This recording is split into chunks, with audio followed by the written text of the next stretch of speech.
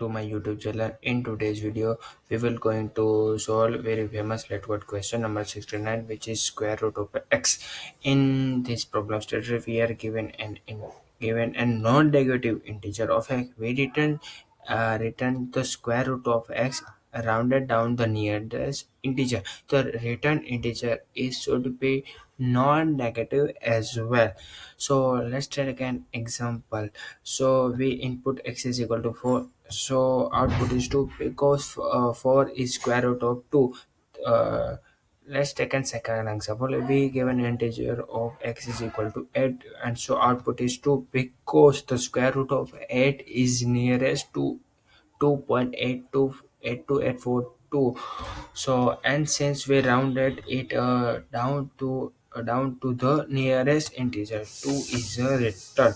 So in this problem statement, our approach is very simple. We started a variable is called I is equal to 0. Keep checking while I into I less than and equal to 0. When I into I exceeded x, stop the loop, return the I minus 1 because the last value square root was one step before out shooting.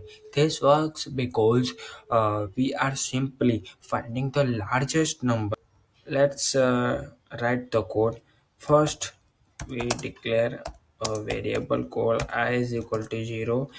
And we take a while loop. Inside the while loop, we check I into I is less than or equal to the x. So so we return I plus plus. After that, we return I minus 1. So so we run the code. As you can see, every case is passed and our code is successfully run. So let's going through the code. We use a variable I of type of long to avoid overflow when multiplying, where while I into I less than equals to the x, we keep incrementing of I. The loop exists. I into exists one. I into I becomes greater than x. At the point we return I minus 1 is the integers of square root, so we return it. So this is for the code. Thank you for watching this video. Keep supporting and subscribe to my channel. Thank you.